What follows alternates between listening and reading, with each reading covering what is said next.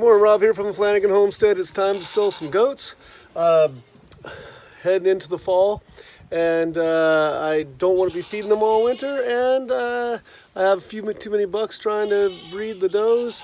And also, interesting side note, my insurance company just informed me that I have too many goats for a homeowner's insurance, and I need to get a farmer's insurance for my property here. So that's another story.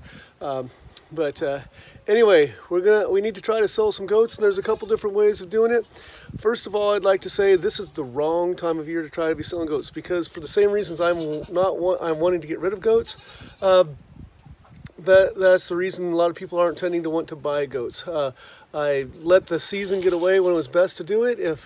If you are needing to sell goats and you sell them in the spring, blackberries are growing up, brush is growing up, and everybody needs brush clears. The price is a lot better for goats, and people want to buy them. And also, then they're not needing to feed them.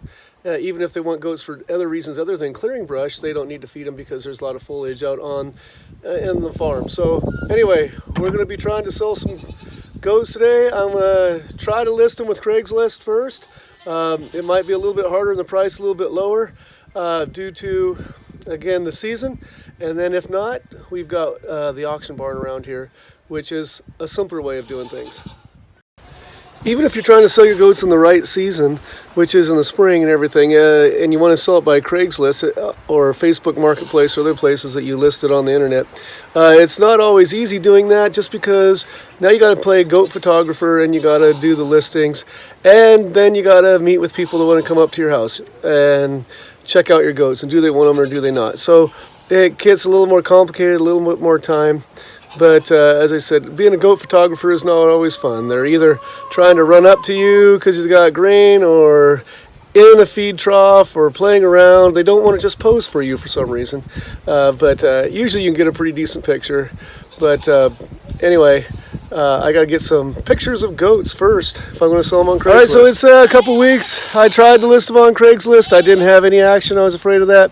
So they're going to the auction barn, which is a lot simpler.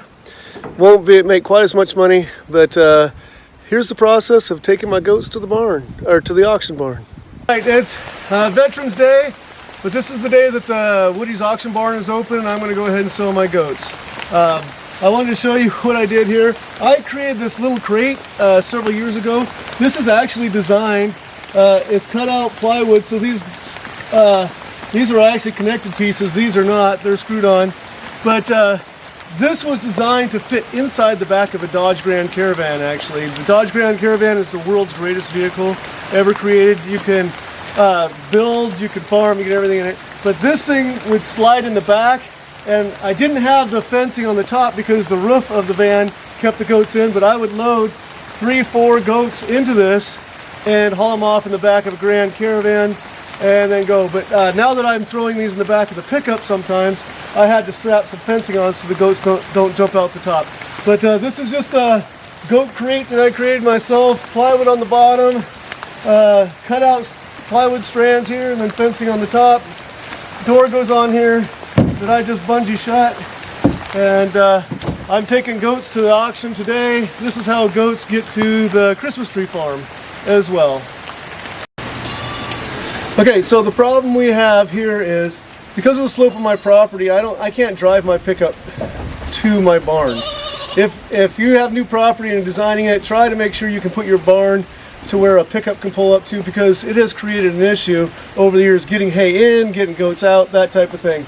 But I can get my trailer and my quad down here, so we're going to trap the goats in the barn, select the ones that are going to the auction, we're going to put them in the crate, and then we're going to take the crate up the hill to the pickup, throw the crate in there. Hopefully we can lift it up into the pickup and get the goats to auction. But that's the strategy today. Okay, I got the goats all in one section of the barn. Normally I could have my goats follow me anywhere I want, which I could have had grain and they would have followed me up to the truck, so we wouldn't have to put them in the crate and take them up there. But once I get them up there, grabbing the ones I want to throw them in the crate and leaving the others would have had chaos and goats running everywhere.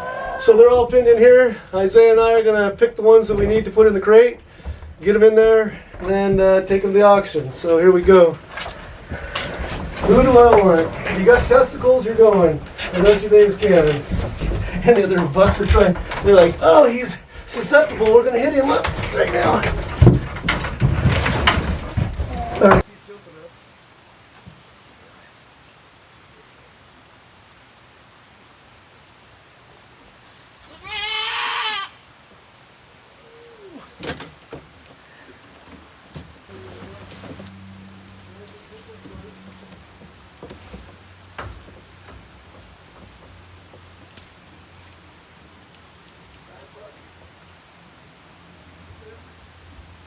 All right. Where's the battery pack?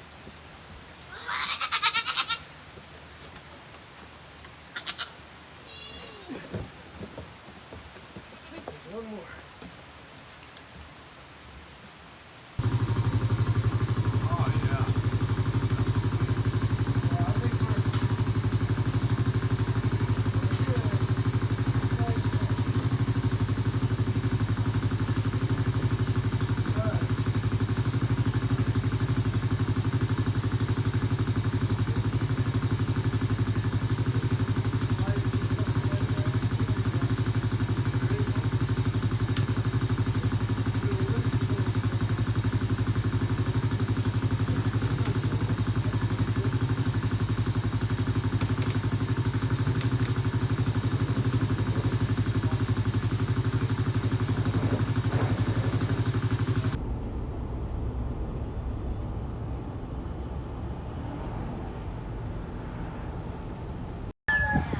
I'm at Woody's auction barn now.